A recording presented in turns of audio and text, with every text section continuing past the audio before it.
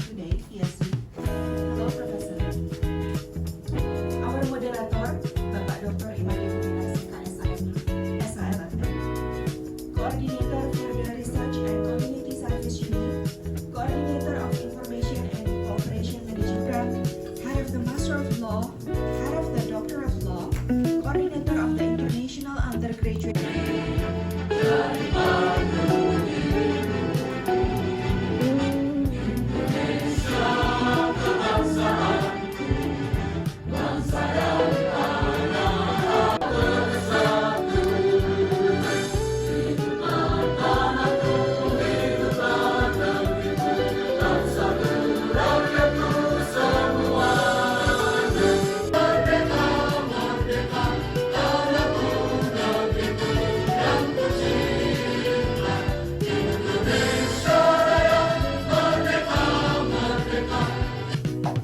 Good morning.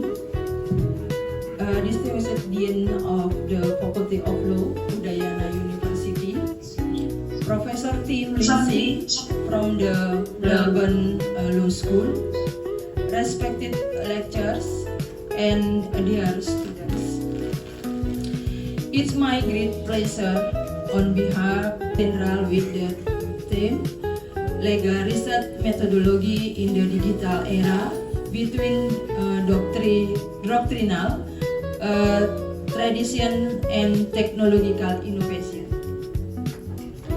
This event, we are deeply honored by the partnership which opens new opportunities for academic exchange, research collaboration, and mutual learning between our institutions.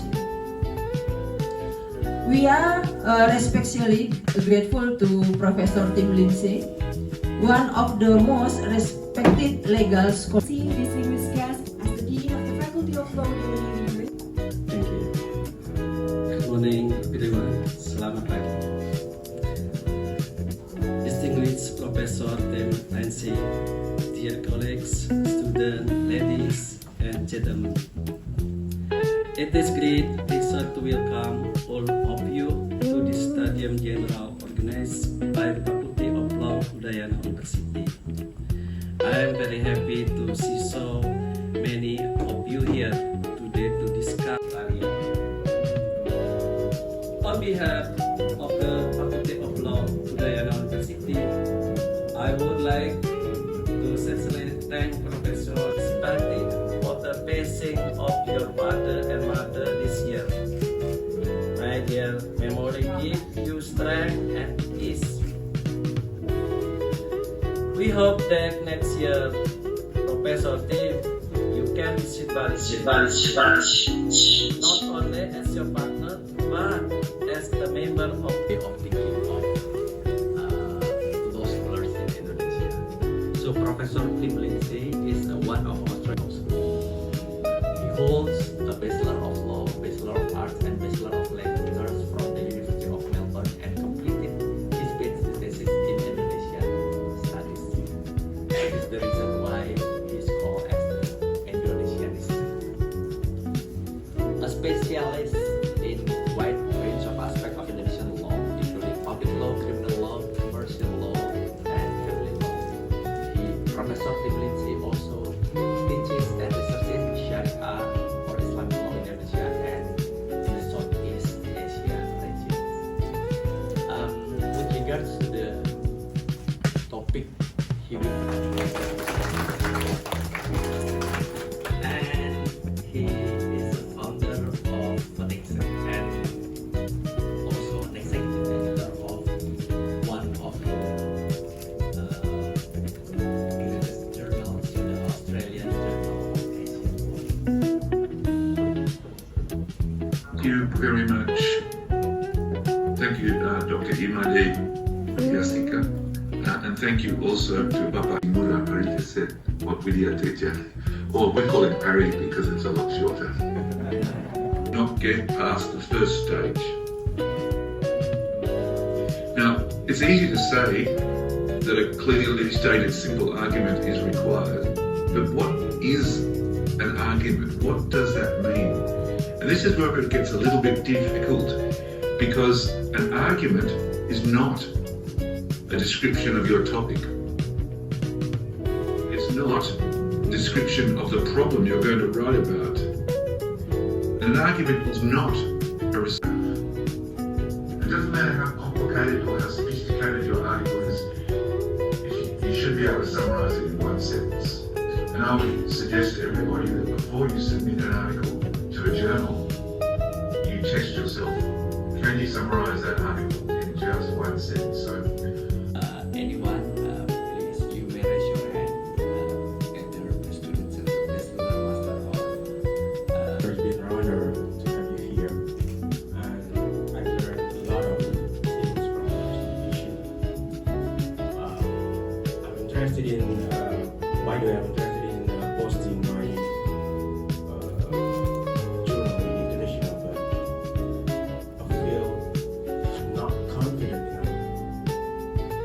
And because I was always thinking that my point of journal is not that strong. It's like lack of point and data. So do you have any suggestion that can build what do you call it, I'm not brave enough. That's the main thing. And this is the most common problem with Indonesian students. And you can find it anywhere. very much for Anang from the Master of Notary. Professor Lindsay, I guess, basically, would you like to respond? Sure. You can't start a 1,000-mile journey without a single step, so you need to take your single step to get started. What I would suggest to you is that you sit down with some friends, and each one of you has an idea for an article. It's not easy, but you do have to start at some stage, and it might as well be now. And as I said earlier, most articles usually only have about 3 or 4 big points to make. If you can work out what they are and start writing them up, then the rest of it will probably fall into place. The other thing I'd say is don't be afraid to be wrong. It's often the case that as you write an article for the first time, you realise your original idea was incorrect. That's and to change and develop. So yeah, just get started. Will I have you? Thank you very much, Pak Nanang. Pak Nanang, so any reflection from you? Thank you very much. We have another also participants from this side. Please.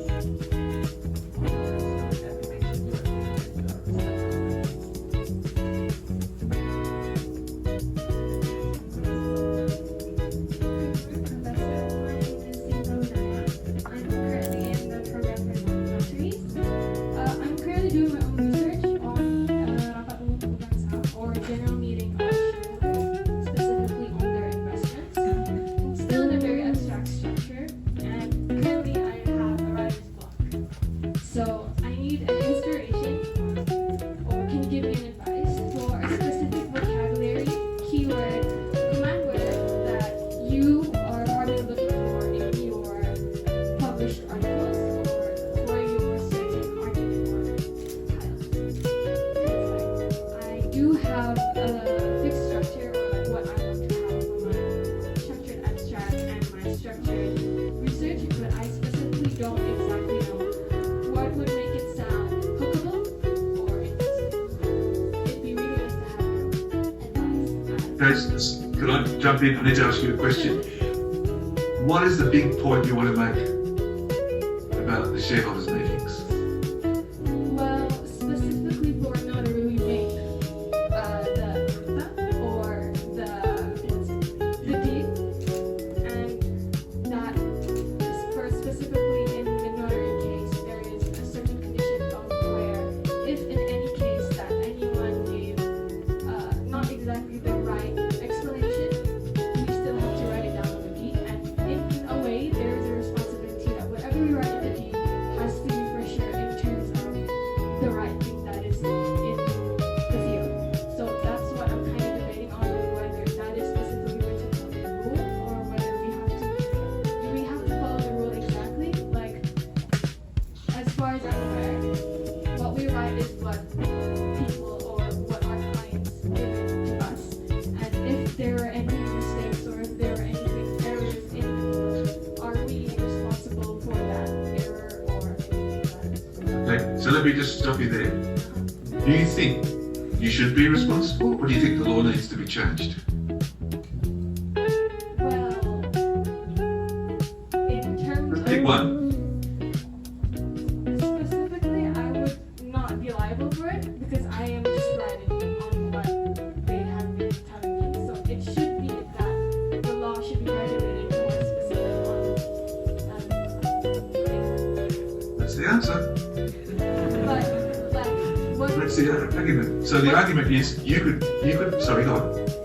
what do you think would be like the specific hook or like a certain keyword or command word that I could put in that would help? Okay. So you. All right. Your article would be a little more formulated. It would say, here is the problem. Here is the law that causes the problem, and here is a recommendation. That's how you would structure it. So recommendation for further law reform. So problem, relevant law, possible reform. That's quite an interesting article to write because you identify the problem, you look at the legal issues, and then you identify a solution to it. So when you start that off, you could start it off by showing a case where a notary has put into a deed something that's clearly wrong because that's what the client said. So you find an example like that shows a bad story, and that would then make the whole rest of your article then relevant to dealing with how that position could be avoided in the future. So you need to think of it not as a description of the law, but as an analysis of a problem that needs reform. And to make this really a useful article, you need to suggest a reform at the end of it. I'll take on some of that again. Thank you for that. Something like a coaching clinic for you. So it's very lucky for you. You got I think you can now structurize your travel article, right, Sita? Yeah. Thank you, Professor Lindsay. Yeah. Any other participants would like to let's say verify or ask any questions? Professor Lindsay, please. In bahasa Indonesia, try to use the very long sentences. Just kidding. Selamat siang semuanya, perkenalkan nama saya Kementerian Yani, saya merupakan mahasiswa program S1 ilmu hukum. Jadi pertanyaan saya, bagaimana pendapat Bapak apabila untuk mahasiswa hukum sendiri menggunakan AI atau artificial intelligence dalam penggunaan artikel teks hukum, yang dimana kan di AI itu sendiri sering banget memberikan informasi yang tidak pasti. Namun banyak saya lihat dari teman-teman saya itu menggunakan AI untuk menulis seperti paper ataupun seperti makalah untuk tugas di hukum itu sendiri, karena mereka merasa dengan menggunakan AI kita bisa mengerjakan tugas dengan cepat dan baik juga. Oke, Mas Komantri yang mengerjakan teman-teman Anda. So I would be very, very careful about using AI for legal writing because AI makes mistakes a lot. Because what it does is it doesn't do total rubbish, completely wrong. So if AI is gathering in information from these sources, and often it tries to predict answers, it quite often makes serious mistakes in law. For example, it gives nomor pasal yang salah completely. It also sometimes invents undang-undang yang tidak ada. So there have been cases in Australia where advocates have used AI to make submissions to the court, and it has given keputusan dari beberapa pengadilan which are completely false. So it's dangerous to use AI in legal writing because it gets it wrong, and you won't be able to tell where the mistake is unless you really know that area. And if you really know the area, why not just write it yourself? So if you use AI for an article that goes into a journal, it will probably have serious mistakes. Is my warning. But I would say one thing. I think it's difficult to write in a second language. Really difficult to write in a second language. So I think AI can be very helpful for orang Indonesia yang menulis makalahnya dalam bahasa Inggris. You can use AI to menyempurnakan bahasanya, tata bahasa dan lain-lain. I think that's quite a useful use. And what I would say is, people from Indonesia write really good articles. They're good legal thinkers, and their writing is interesting. But it doesn't come out that way in English because it's a second language. And I think AI can help equalize the balance by improving your English writing. So I don't really have a problem with people using AI to improve their English language, but I think it's very dangerous to let AI do the legal thinking for you. Thank you very much, Abang Surya. Once again, you may deliver your questions in bahasa Inggris. From this side, please. Anyone? Or from the online? Anyone, you may raise your hand if you join online. There are several participants join online. If you would like to deliver questions, please raise your hand.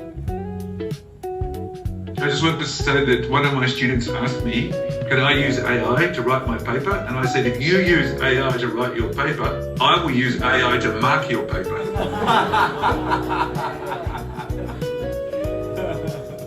Yeah, that's this is the joke of the day. Alat dendam. Yeah. Okay. The other students, perhaps, or we have also a professor. To Professor Tim Lindsay, thank you so much for delivering great and important knowledge about the importance of legal research methodology.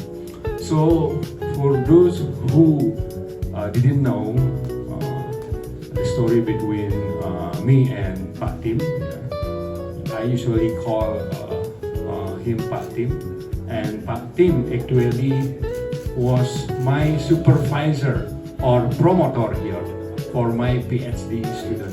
So I just remember when Pak Tim said that okay, when the Indonesian students sometimes get difficulty to find what is actually the thesis statement, and then why then they often make any repetition in their work. So I just remember I was like that at that time. And when I met with Pak Tim, and then, what did you want to write, Perry? Yeah, because Parikesit is shorter way is called Perry. What did you want to write? Just go back at home and then prepare for one sentence only. So in my case, I can say to all of audience, both online and offline, in my case, if you can check my dissertation, for example, my dissertation is about the spatial planning regulation, and the thesis statement is so simple.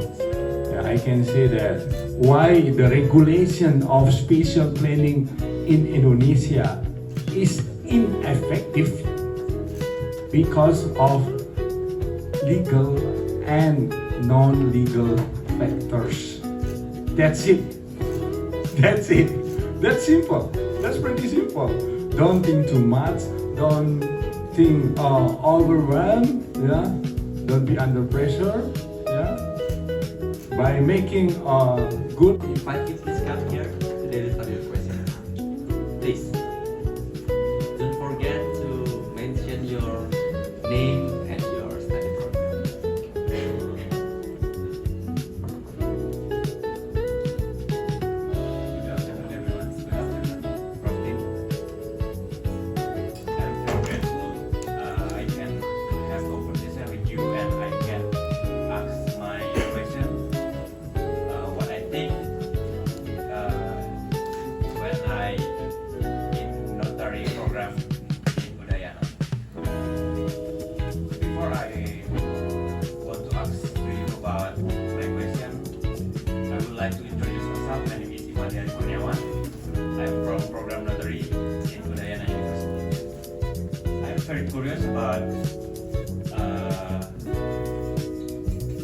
method in Aussie in Australia, because when I in law program in Udayana, I got information. Law is sui generis. We have method penelitian, normative and empiric.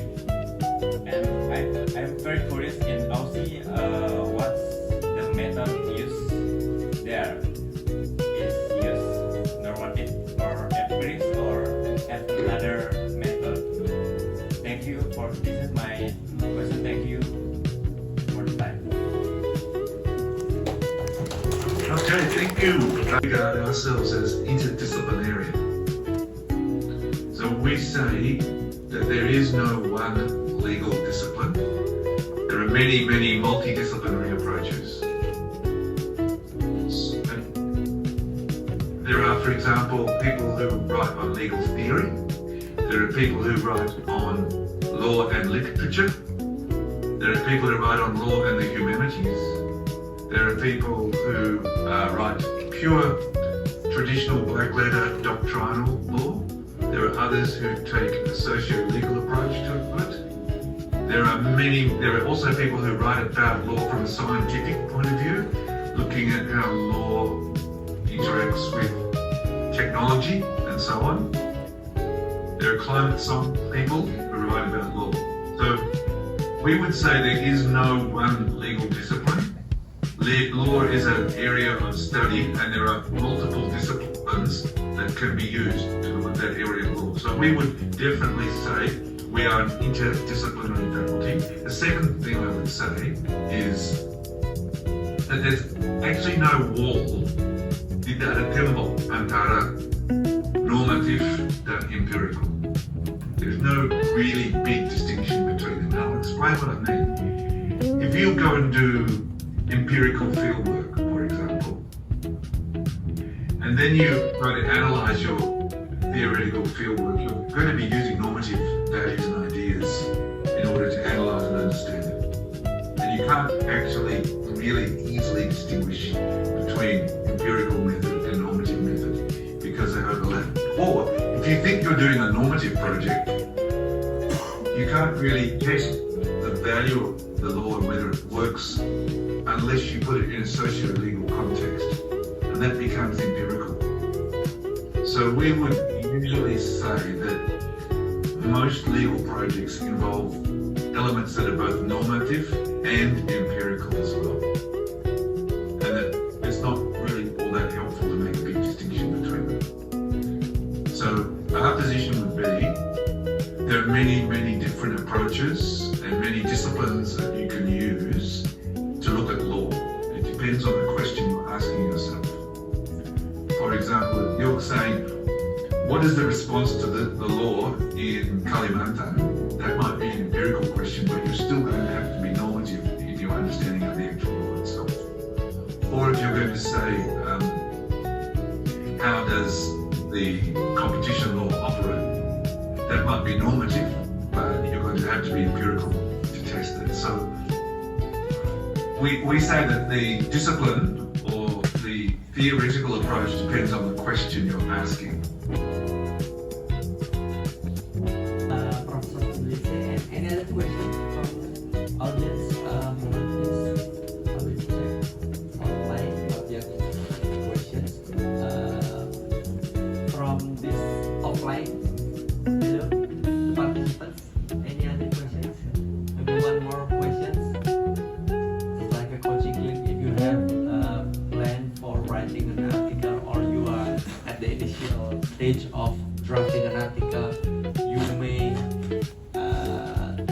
let's say, consult the Professor Tim, like what Sita Winaya did, either in Bahasa or in Bahasa Indonesia or in English. Anyone maybe? From Master of Law, Doctor of Law, or Bachelor of Law student, please. Anyone? Okay, Professor Tim, maybe we're still waiting the response from other students. I would like to hear your if you would like to, would you kindly explain about the situations, because you are the founder and executive editor of one of the leading Australian journal of Asian law. Last night I checked the authors come from various countries, and you just mentioned about the current Melbourne Law School is occupied by Indonesian students. But what about your Australian Journal of Asian Law? How many percent of Indonesian authors try to submit? Because if I'm not mistaken, you mentioned around 40% of the submissions are accepted to be published. Maybe I'm wrong. But what about But what about the percentage of Indonesian authors? Please? Okay, I can.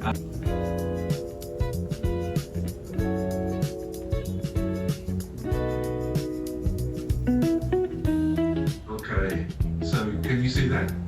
The second point is these are the topics that we publish on, and most, almost 60% are on human rights. And then we have commercial law, 12+%, courts and judicial systems and judges, 12%. So if you're an author from Indonesia and you're writing on human rights or individual rights of different sorts, you've probably got a reasonable likelihood of being published. Thank you for the data. So that's data not come from the AI, right? No, that's real data. Real data, original data from you. That is true. Yes, it is. It is. And also bit, sudah been successful. 56 dari semua itu 54 English as a second language. So, Only one native English speaker published. Just one. And then another article by. we can do it. Itu buktinya, itu bukti konkret. So, to all students and lecturers here, like Sita Vinaya, Sita, Worth doing is worth suffering for. I think Professor Perry can support me in that view. But I would very much look forward to coming to Bali and seeing you next year, I hope, and that they will submit, and I can work with you as a mentor on those to help me prepare them for Bali. Thank you very much for